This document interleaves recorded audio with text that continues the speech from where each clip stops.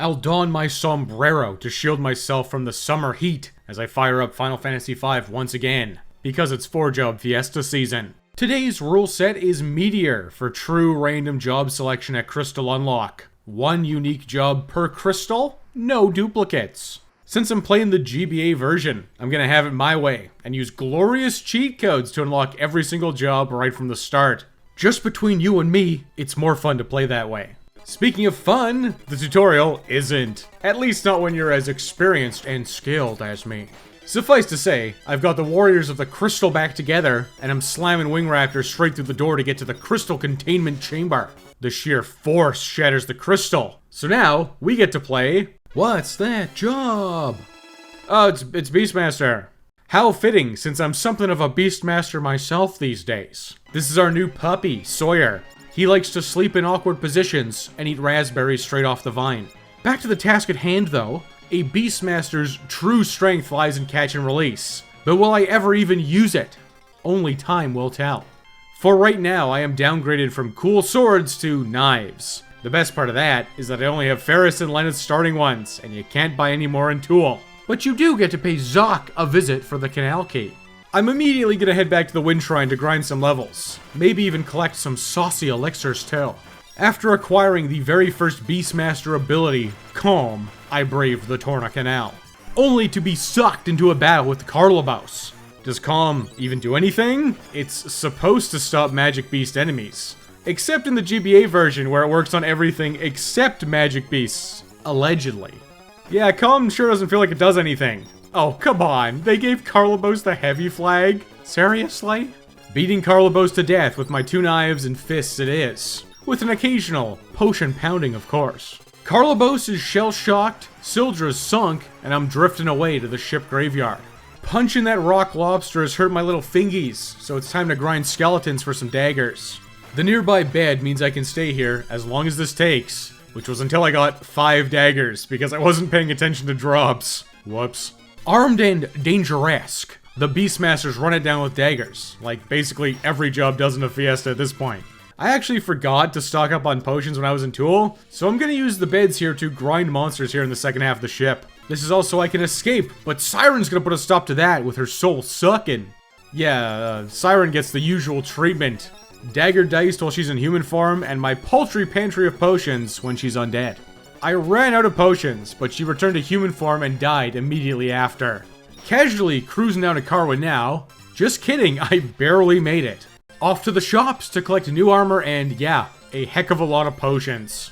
The mountains are a dangerous place. Also, random women will just show up and shoot a dart straight into your neck. Magisa's fine, she just uses rudimentary magic spells. Her husband, Forza, is the real problem. When you've got no tricks of your own, being frantically flattened by Forza's fist is more likely than you think.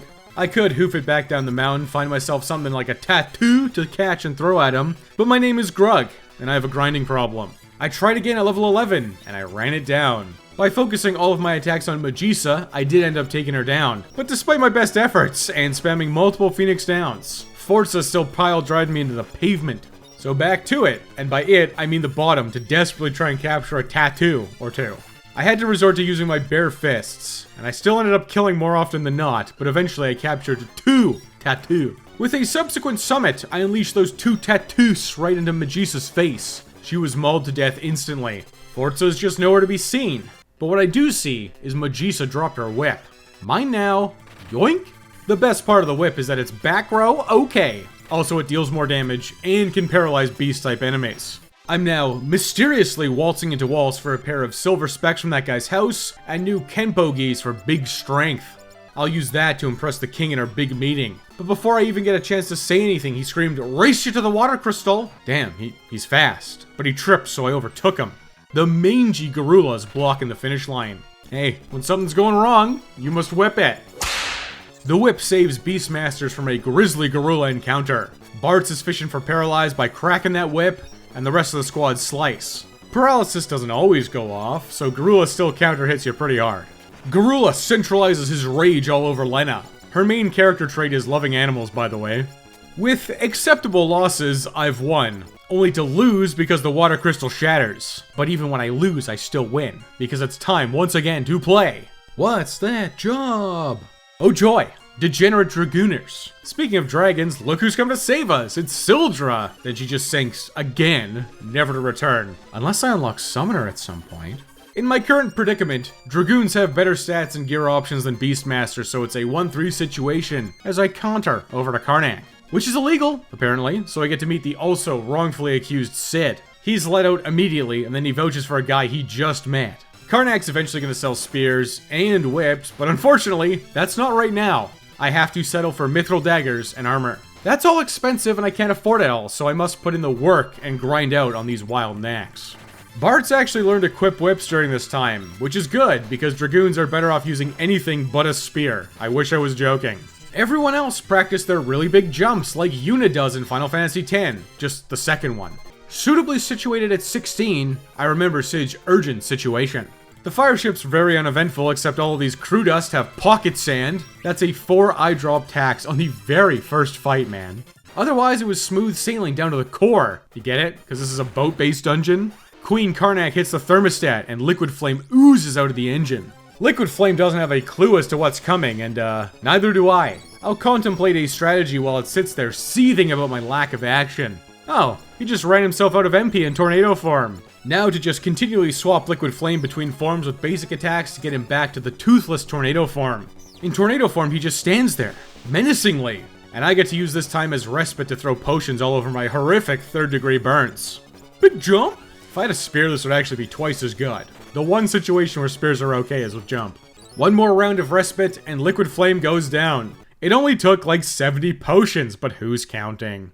Oh man, who's this wolf guy? I can't wait to know more about Crunch? Lena uses the power of imagination and manifests her dreams of an exploded Karnak. Better get going before that becomes a reality. The standard Fiesta pickups are the Ribbon, just in case, followed by the Elf Cape and Main Gauche. The best weapon, and accessory, for a pretty long time. My battle-hardened party even snatched up some elixirs, so I'll say that was a successful escape, right up until Ironclaw blocks my path. I do not have a Blue Mage, so I just cull 2 more knacks, then crush the Sergeant before he gets to have his cool reveal moment. Karnak blowing up is still a cool moment though, and more importantly, the Fire Crystal actually blowed up, so I get to play What's That Job? It's the Sultan of Swords, the Mystic Knight. My problems have all officially been solved by access to spells, when I buy them, for full MSRP, inside Karnak. Mithril Spears and Whips are also available now. 2 Mithril Swords too before I depart for the Ancient Library. I am level 17, so level 5 death is not a concern, but I am concerned by all these books attacking me. How did those scholars survive down here this long? Before I can get an answer to that one, I'm attacked by another book. The heated Ifrit is gonna get chilled out by my Blazara Blade. And some big jump. The jumpers managed to dodge some blazes, but the Mystic Knights here did most of the work. Ifrit is subdued, and I'm ripping through the rest of the library, only to end up at the basement where Biblos burst out of a book. 2 of them. Interesting tactics surrounding yourself with flammable paper. I'm lighting up with Fire Spellblade, and my jumpers continue to jump. Take that! Miss? Double miss? Are you joshing me? The double Dragoon drop causes a protect counter, and when my Mystic Knights finally connect, the damage is just pathetic. Bro, what is going on? I was sucked to death on my very first attempt. Round 2 was much more fast and furious. My Fire Blades actually connected, and Protect was nowhere to be seen. Biblos, along with every other book in the library, was torched. Mid, with nothing left to read, returns home to Sid. Together, the Brain Trust fixes up the fireship. I'll be taking that one, thank you very much, and immediately crashing it at Crescent Island. It was also I could meet the very last black chocobo in existence, and fly him over to Jackal.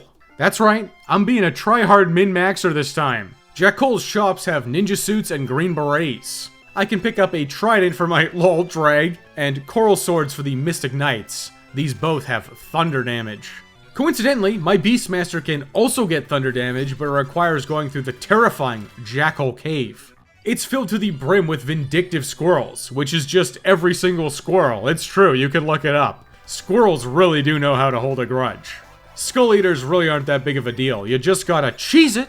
The Blitz Whip is in the back, and it's mine now. Time to skedaddle back to Bingus and return to the Ancient Library. How's the fire ship? I sunk it.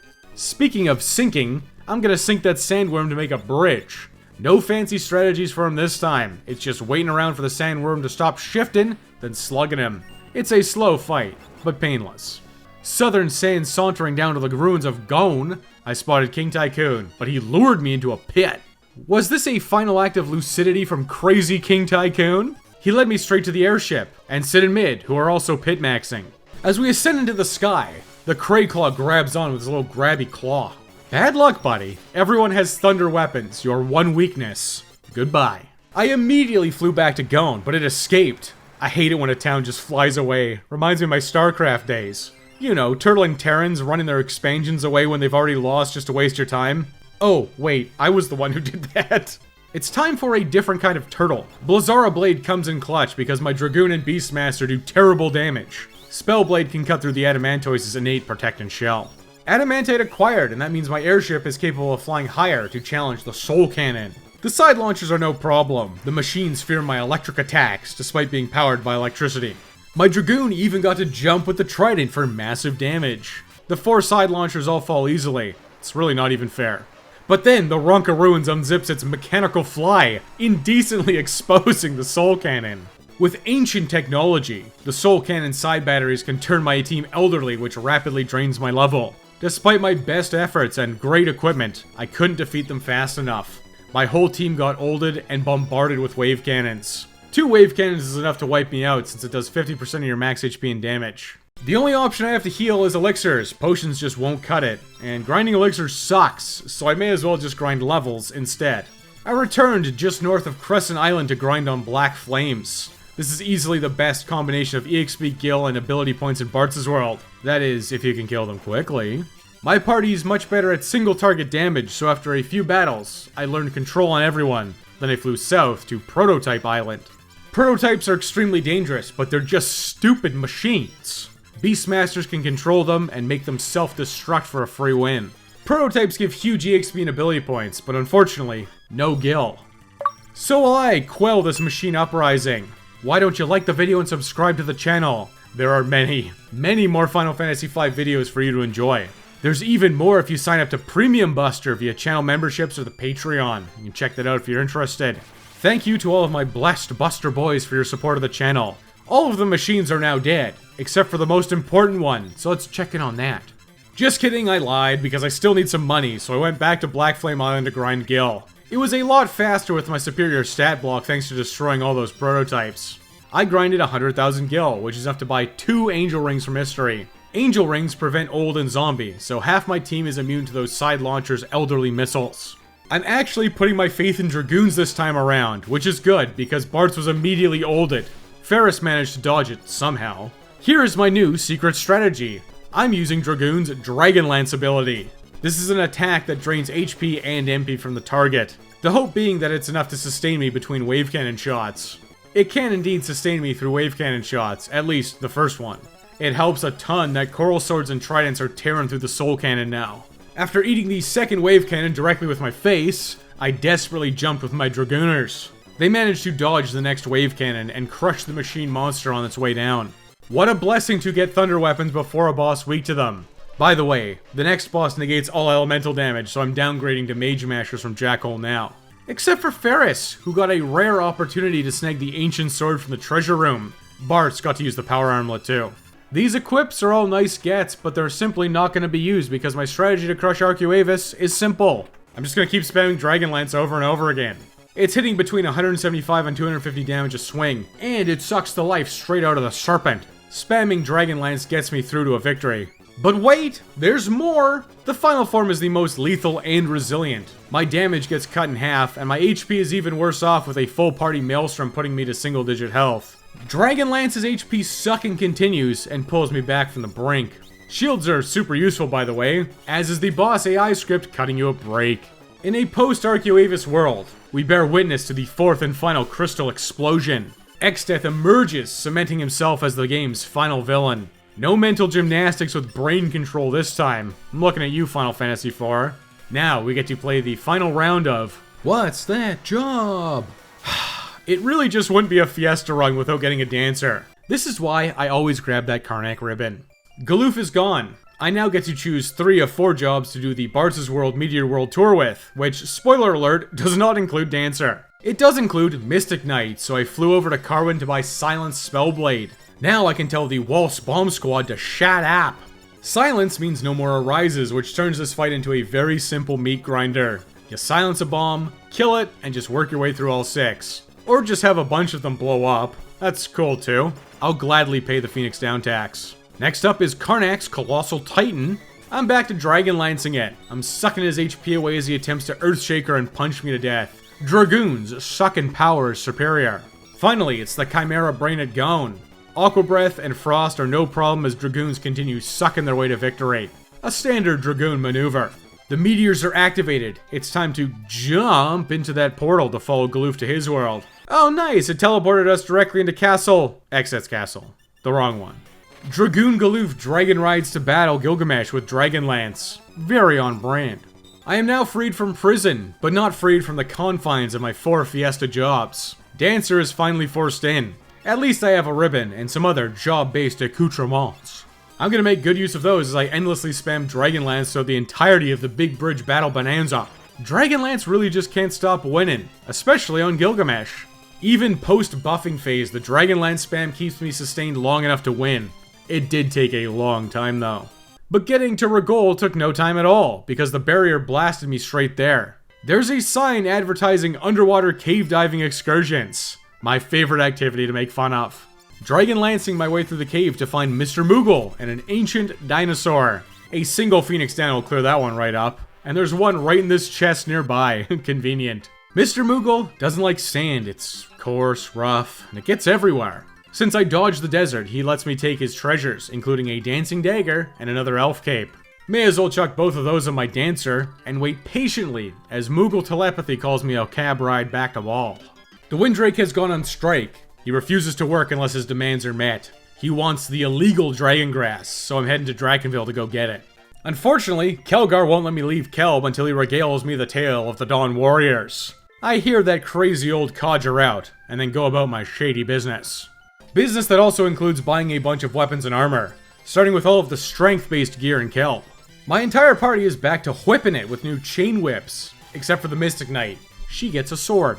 Drakenvale is full of undead enemies, which foils my Dragon Lance all the time strategy, so I better pick up some high potions too. Ascending Drakenvale is annoying, but uneventful. I did collect the Hypno Crown, usually a good payday, but I actually have a Beastmaster, so I'm hanging on to it for once. Oh yeah, and the Bone Mail is also here. At the top, I found the Dragon Grass, but it's also a Dragon Pod, and oh buddy, was it a problem this time around. I have 2 Angel Rings, the Bone Mail, and a Ribbon, and this still took forever. All of my attacks are single targets, so clearing out the Dragon Flowers is basically impossible. This first attempt I was taxed to death by weak physicals and statuses. The Dragon Pod itself only has 12,000 HP, so I started running it down on attempt 2. Drain Blade and some sword dances did some serious damage. But then I remembered that you can actually confuse the Dragon Flowers, so I tried my luck with Dance.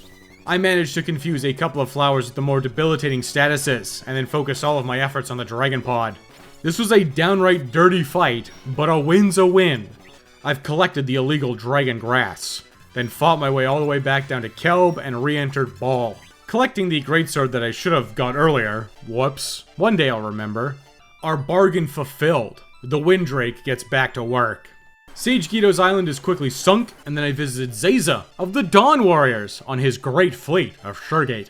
The ship's instantly attacked by Gilgamesh and his goons. Double dirked up with Drain Blade, I'm sucking all of his juices out. It works pretty good, but Gilgamesh is reconstituted once Enkidu shows up. Guess it's Enkidu's turn to get sucked off now. With Enkidu, a mummified husk, it's time to refocus on Gilgamesh. Fluidless, he falls to the ocean below. Zayza's prepared an anniversary sub for this very occasion, and rams it straight into the barrier tower. My team composition is totally fine and capable of winning without them, but I am Grug the Grinder. I fought my way to 4 reflect rings before ascending the barrier tower. The levels and guild don't hurt either, and what's an hour between us friends? Zayza's been patiently waiting for this exact moment, but he's gonna have to wait a little bit longer because Atmos is here to defend the antenna. He zeroes in on Lena and chucks a brick at her. Sleep is a rudimentary spell, but it's the perfect solution to Atmos. The party chain sleeps in with Sleep Blade, and we win before he can even dream of tasting Lena. Just like Zayza can only dream of escaping as he's blown up. I'll be taking that sub to Sage Guido's cave. I hate that turtle's home like you wouldn't believe, but it only took 5 minutes to get the Guardian branch. Now I'm off to Moor to acquire the level 3 elemental spells and collect some new gear. Air knives are very solid upgrades. I wave the branch in front of the forest and it recognizes its own stink, allowing me access. That stink is quite pungent because Exdeath smelled it and he set the forest on fire. I take this opportunity to seize the mighty Aegis Shield, now just to wait out the forest fire with my Moogle buddies in an underwater cave. Kinda weird it happened twice. One final whiff of the Guardian branch and I'm deep inside the Guardian tree, which, oh my god, has Guardians. My team is loaded up with the best defensive gear that I own and Drain Spellblade. Every single hit heals me for around 500 health, and I'm just gonna run it down systematically. The physical phase is easy, but once a crystal gets below half health it starts spamming target all magic. With focused Drain Blading, I can maintain myself through the onslaught. Every time a crystal dies, the fight gets a little bit easier. The water crystal is first, then the earth crystal falls. The fire crystal actually killed Galoof because he had the bone mail on, but eventually the fourth and final crystal goes down too. Dragoon Galoof then duels Exdeath to the death, and you will never guess what happened to him. Kryl inherits Galoof's fighting spirit from the smear on the ground, as well as his Dragoon degeneracy. I'm looking for revenge and all relevant treasures, so I braved Exdeath's castle. An ice shield, the partisan, oh yeah, and most importantly of all, 4 magic dragons that I can unleash. Gilgamesh is given reprieve this playthrough as I run straight to Exdeath, who slides in to fight me. It'll never not be hilarious. I'm just going to unleash a magic dragon, which deals 25% of an enemy's max health and damage. With 4, that's an instant kill, except for extremely small values of 25%. We're good this time, and I'm safely swept back to Bart's world. The Tycoon Sisters return to rule. Bartz and Kryl continue this crystal-based adventure, because I didn't see no crystal to mention yet. Back on Boko, who drops me in a hole, so I can stomp on an antlion. Ferris decided she'd rather play Princess and the Pauper, so she's back in the party with a proxy. Well, she kinda dodged a bullet there. Time to look for a new 4th party member to replace Lena. Maybe there's one in the library? Nope, only nerds and a turtle there. Maybe more? This old man refuses. He just hands over a knife with a chicken on the handle. Pro tip, the dance command doesn't actually trigger the flee effect from the chicken knife, but you're still forced to roll the dice with the dance command, so that's a real mixed blessing. Ah, the pyramid, how'd I miss that? The dual Gargoyle Guardians must be killed at the same time, but just like Atmos, they're very, very tired. Sleep Blade puts them to bed, for good. The pyramid is chock full of treasures that I really just have no interest in. I snagged the very easy to collect ice shield. After that, it was really just running to the top, avoiding as much as possible. I mean, I did it to power up the chicken knife. The primary get is ribbon number 2 after some precarious platforming. Followed by the tablet, and when I take it, it imbues me with the curse of the pharaoh. No, I won't return the slab, even if you send a scantily clad woman after me. Meluzine's rotating magic defense and incredibly high physical defense is a bit of a problem for my team. The one saving grace is she always starts weak to fire, so I loaded up Firaga Blade and got 1 hit off before she swapped. Okay, well, I have party-wide reflect rings on, so I kinda can't really die. I'll just put on Drain Blade and spam attacks. Eventually, she'll swap to her physical weak form, and I can kill her. Look at that, I just did. Oh, Lena didn't die, she was also playing Princess and the Pauper. She's back in the party. That angers Exdeath and he slurps up a small part of the world. Nothing really important. It's time to get established in this brave new world. Back to Boko to run over to Ragol for the 3rd ribbon. Now westbound on an expedition to Istri to collect the magical lamp. As I make my way back to the airship, I stop in to get some super cool weapons from the sealed castle of Kuza. The tablets dropped and today's choices are the Flame Lash, followed by the Holy Lance and the Assassin's Dagger. That'll do, since I can't use anything else. And, whoops, I freed the monsters of the void. There's still more to do. I can pick up the Thief Knife and Phantom, as well as free old Bingus here.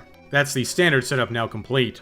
Usually I just go to the North Desert to grind, but with a Beastmaster, it's actually faster to grind in Kuza. The Shield Dragons are controllable, and they can be convinced to burn themselves to death with Blaze. Control grinding is a bit tedious, but it's definitely faster and safer than running it down in the desert with basic attacks. Shield Dragons are also the only encounter here, except in the merged world because Exdeath's soul shows up, complicating things. Pro tip, you should really get grinding while the grinding's good. I should have done this grind the first time I passed Kuza in Galoof's world. Live and learn, and I'll see you in a little bit. Beefed up with maximum heft at level 45, I returned to Phantom Village. I loaded up on all the gear I'm gonna need for this playthrough. 4 pairs of Hermes sandals for permanent haste, a couple of just-in-case coral rings, and new black garbs for the party. I could just run to the rift to crush Exdeath right now, but where's the fun in that? I flew over to the island shrine and sleep-slammed the gargoyles to gain entry, and I'm immediately owned by level 5 death. So I did all that over again because I forgot to save after my shopping spree. This time, after saving, I put on a bone mail so that level 5 death won't be a full wipe, just most of a wipe.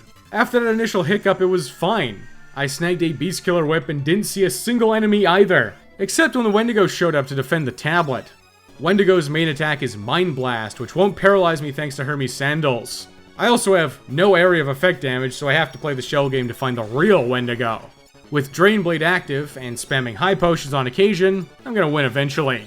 That's tablet number 2, which allows me entry to the Fork Tower. Kryl, the dancer, gets a chance at a solo number. She's running up the magical side thanks to a single reflect ring. My Mystic Knight, Beastmaster, and Dragoon are whipping it up the physical side, by also running from everything. Minotaur gets whipped into shape thanks to equip whips. Lena even breaks the rules of the tower with Firaga from the Flame Lash. Minotaur really didn't even stand a chance. Omniscient, on the other hand, also doesn't stand a chance. Kryl has a reflect ring on, and all Omniscient does is cast reflectable spells. Except for Drain with its barrier-penetrating power. Omniscient loves to cast Reflect and Regen in this first phase. Eventually, Regen will get reflected onto Kryl, which will neutralize the occasional Drain that comes out. But if Kryl attacks, Omniscient will counter with Return, resetting the battle. Return costs 1 MP, and Omniscient has 30,000 of it. The only hope I have is sitting here, draining him down to 0. Idling in Omniscient is a strategy that any job combo can employ, but it takes about 16 hours of real time. Unbound on the emulator, it's still about 2 hours. I just ended up taking a nap and came back. As soon as I saw Libra, another 1 MP spell whiff, I knew it was over. Omniscient now has 0 MP, and Kryl carved him up, and I collect the legendary Flare and Holy spells for my efforts. Could I have just done Spellblade Silence? In retrospect, yes I could have, but I'm on autopilot, baby. The Fork Tower collapses, revealing the catapult where Sin and Mid have taken up residence. They do one final upgrade to my airship, making it a submarine. I'm magnetically drawn to Istri Falls. The third set of Gargoyle Guardians are having their dreams crushed, and I'm already inside. Now it really is just a race to the bottom. I picked up my Mystic Knight's best sword, the Enhancer, followed by a second Aegis Shield. I plucked up the tablet just so I could see Red Guy get obliterated. Then I slide out of Istri without even acknowledging Leviathan's existence.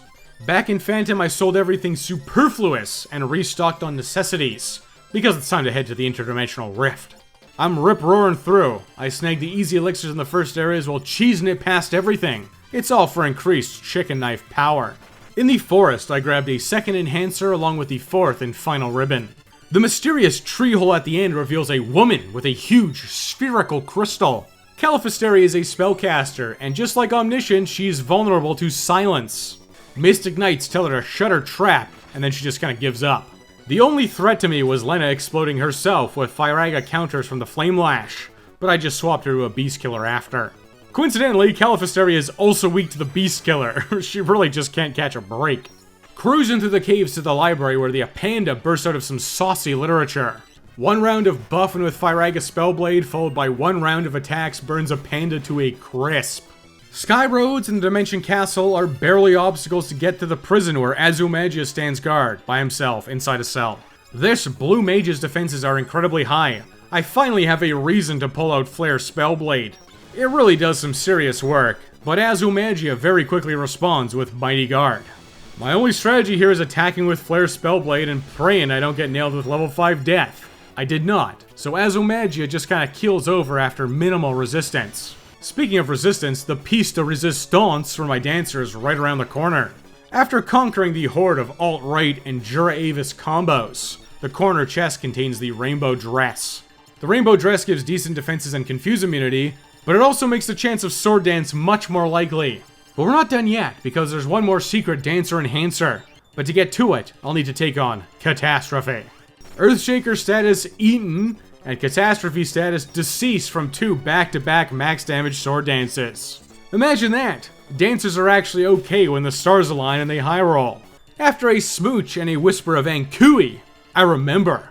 Just around the corner is the Maneater, a dancer-exclusive knife with high damage, bonus stats, and it deals extra damage to human enemies. Not to mention a weird double damage with jump bonus like it's a spear.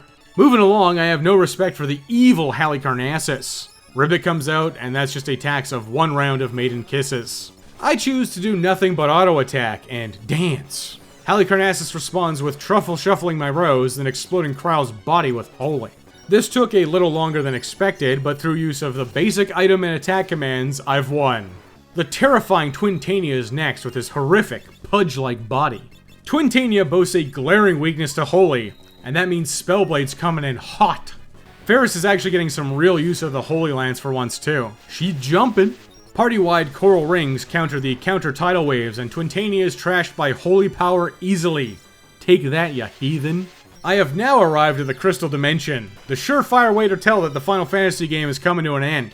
I skipped Gilgamesh and Exdeath's castle because I am also skipping the Necrophobe. I'm locked in on the Man of the Hour, who turned himself into a tree as a joke. With the combined fatherly powers of the Dawn Warriors and King Tycoon, it's time for our final battle. My party is loaded up with Equip Ribbons. My Spellblade of choice is Flare for the raw power. Kryl's dancing up a storm, and Bart's is going in. Equip Ribbons is kind of deceptively named. It doesn't just allow you to equip ribbons, but all of the Dancer exclusive gear. So here it is, boys. Ferris jumping with the Man-Eater for ridiculous damage on a tree. But according to the game, that's a man, baby. Flare-infused Sword Dance is damage capping, and Jumpin' Ferris is getting darn close. Exdeath can't even hit me. Bart's just shrugs a Holy off with the Aegis Shield. White Hole can't even hit anybody thanks to all my ribbons, making everyone immune to Petrify. Kryl's getting a little complacent with her dancing, but Bart's finished off the first form of Exdeath. The superior amalgamation. Neo Exdeath appears, vibrating with motion. Lena starts cashing in on my 3 wishes from the magic lamp. There's Bahamut. Kryl follows up with Tsunami, as Ferris crashes down to the firmament of the earth. Bart's is breaking it down with Breakblade, as Lena summons Odin to eviscerate the lady in the back. 3 parts to go, and straight down to 2 as Bart's turns the bottom part to stone. Not gonna see an Almagus this time. No, it's just Grand Crosses and Physicals now. Thanks to party-wide ribbons and Hermes sandals, I'm basically immune to Grand Cross. All I have to do now is distribute my damage systematically. Lena's working through the lamp charges to get to Golem, while Kryl continues to fish for sword dances on alternative targets. Bart's puts Flare back on and gets to work. After rubbing Golem out of that lamp, Earthwall comes up, and I don't even have to worry about physicals for a while either. This Exdeath fight really is in the bag. Especially when Grand Cross whiffs and Sword Dance keeps coming out. The front falls first, and then Kryl styles on the back part with a final max damage Sword Dance. That's one more Fiesta run in the bag.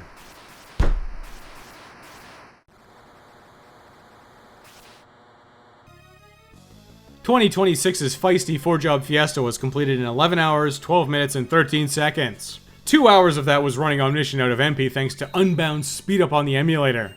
And I wasn't even there for it. Doing the 4 tower was totally worth it for Holy and Flare's Spellblade. And of course, Istri's second Aegis Shield. Mystic Knight really was this Fiesta's ringer. Elemental Spellblade provides solutions to early game fights like Byblos. Then mid-game you have Drainblade for sustain. Sleep and Silence solve several situational bosses including Atmos and the Gargoyles. Holy Blade shreds Twintania, and Flare is a no-fuss damage boost on everything else. Beastmaster remains strong but tedious. Control grinding on prototypes and shield dragons is powerful, but it's more involved than just running it down. I really should have just grinded on shield dragons as soon as I got to Regol and Galoof's world. The instant Castle Exdeath kill by unleashing 4 magic dragons is a classic way to crush a very difficult encounter. But besides the tattoos on Magisa, that's the only time I used catch and release this run. I probably should have collected 1 Dragon Avis for Lena on the way to our old friend Ned for that sweet 999 damage on all parts, but I just didn't need to. Oh look, Dancer actually proved mildly useful. Flare's Sword Dance hits very hard, and with the Rainbow Dress, it's actually kinda reliable. Equip Ribbons is also incredibly useful in conjunction with the Magic Lamp and Breakblade on Neo Exdeath.